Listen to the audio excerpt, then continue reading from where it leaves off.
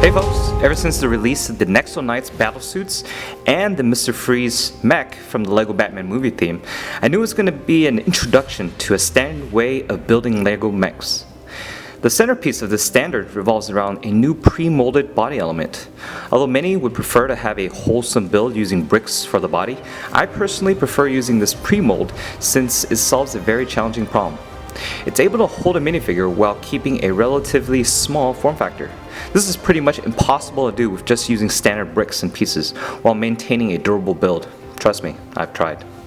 Another benefit is that it allows for Mixel modified plates with the ends that accepts ball joints to be used.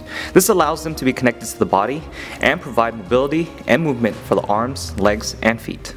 And after the template is pieced together, it's just a matter of decorating by bringing in colors and elements to turn it into something Lex would wear to battle the Man of Steel. I originally wanted to build the Lex mech suit in the LEGO Batman 3 video game, but I realized that many of the parts either don't exist or are illegally connected, something TT Games tends to do with their builds in their video games, but at least I can still draw inspiration from it. From the front, you'll notice that the inspiration is in the green and purple colors.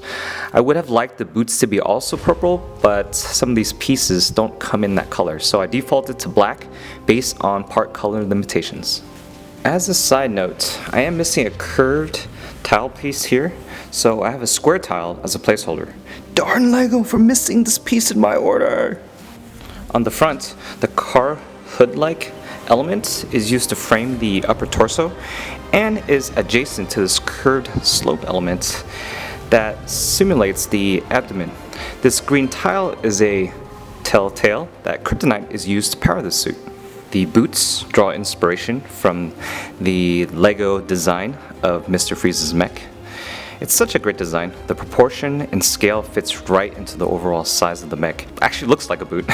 I just add a bit of additional flair to my version of it.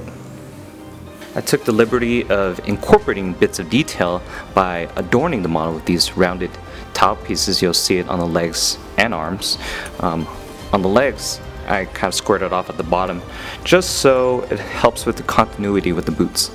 I really had to think about how to get the hands to attach properly. I knew that I didn't want to use the Nexo Knight battlesuit hands. They're just too big and bulky. And the ideal solution would be to use Mr. Freeze's mech's hands in purple, but unfortunately that part doesn't come in purple. I found out that the only option available was to use these Power Glove hands. Since they do come in purple, I attached them to the arms by using an old piece that has a ball joint on one end and a clip on the other. On the back, I was also very inspired by how Lex's mech from the LEGO video game had these attached pylons that expel kryptonite energy from the tips, so I implemented it here. They are attached by this hinged bar element that just clips right onto the pre-molded body piece. And here's how it looks next to Mr. Freeze's mech.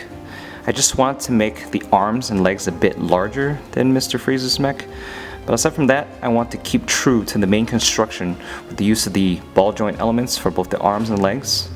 I did slightly modify the Mr. Freeze mech to have Freeze himself seated instead of standing. I prefer to have the figure kind of more flushed to the top of the mech. And likewise, I did the same with Lex, so he's seated and he's flushed as possible. Here's a quick final look of Lex's mech without the figure, so you can get a better view of it if you do decide to build your own. And if you have any questions on the construction or the parts used, just let me know in the comments below. I'll respond. There really aren't any complicated building techniques to it, and it's quite a simple build that has a very small number of parts. What you see is pretty much what you get, but what you get is a great little model that's well scaled to minifigures, has decent posability, has enough detail, and a pretty cool color scheme for it to be recognizable as Lex's mech. If you enjoyed what you saw, please give me a big thumbs up. I also have another custom mech build coming really soon, so please subscribe to see my next creation. Thanks, this is One Battle One, sign out.